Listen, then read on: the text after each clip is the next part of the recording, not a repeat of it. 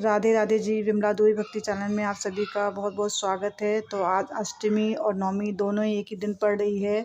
तो आप देवकी नंदन ठाकुर जी महाराज से जानिए कि अष्टमी और नवमी की पूजन कैसे की जाती है। तो उनके द्वारा बताए गए जानकारी को आप लोग ज़रूर सुने और वो कैसे क्या करते हैं, कैसे वो बताते हैं। तो आप लोग सुनिएगा ज़रूर। तो लीजिए आप लोग सुनिए। सभी सनातनियों को मेरा प्यार भरा राधे राधे। जितने भी सनातनी इस वीडियो को देख रहे हैं पूरा ध्यान से सुने। इस वीडियो में जब आप अष्टमी पूजन कर रहे होंगे या नवमी पूजन, कई घरों में अष्टमी पूजन होता है, कई नवमी पूजन करते हैं और देवी कन्याओं को जिमाते हैं। ये वीडियो कन्याओं के भोजन कराने से पहले हम सबको सुन लेनी चाहिए। जिन जिन घरों में कन्या पूजन होता है, अगर विधान से कन्या पूजन हो जाए और उनकी सेवा सत्कार ढंग से हो जाए तो हमको बहुत कुछ प्राप्त हो सकता है।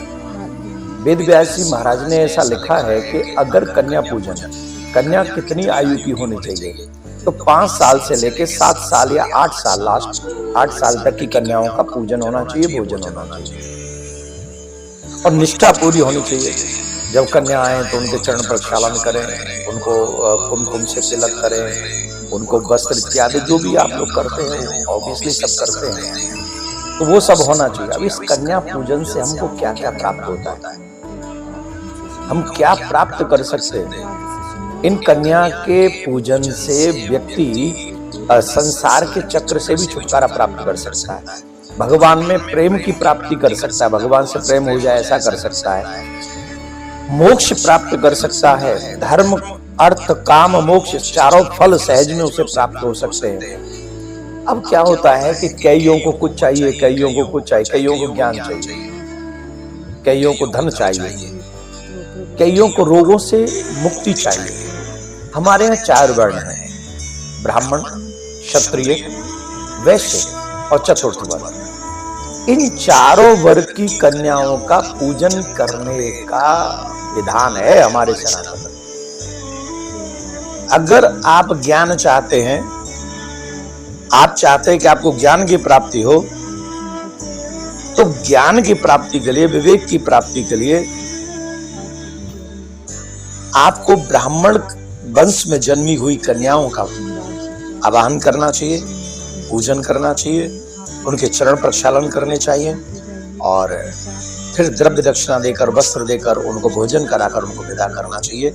ऐसा करने से आपको ईश्वरीय तत्व ज्ञान होता है, सांसारिक विद्या प्राप्त होती है, जिनसे हम कहते हैं हमारे बच्चे पढ़ते लिखते नहीं है।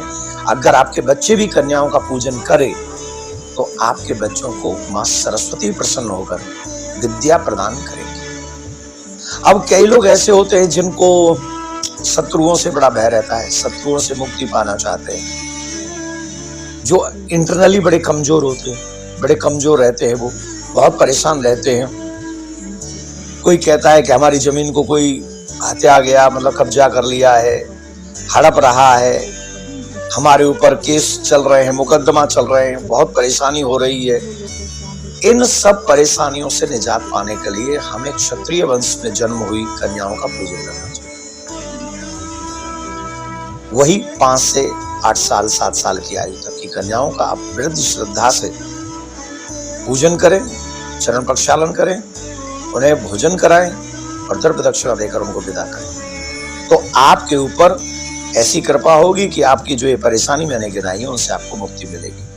अब कोई लोग व्यापार करते हैं लेकिन उनके व्यापार में उनको लाभ नहीं होता है, कहीं उन्हें सफलता नहीं मिलती है, वो हमेशा परेशान होते हैं, काम रुक जाते हैं, कर्ज बढ़ता ही चला जाता है, कर्ज चुकाने में असमर्थ होते हैं।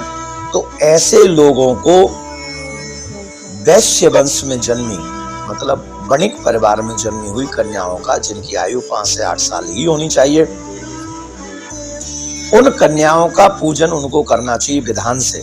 जो विधान पहले कहा गया, पूर्व में कहा गया, वैसी विधान से उनका पूजन करना चाहिए, उनको भोजन कराना चाहिए, उन्हें दक्षिणा प्रदान करनी चाहिए। इससे आपके ऊपर कर्ज उतर जाएगा, माँ भगवती, माँ लक्ष्मी की विशेष कृपा प्राप्त आपको होगी।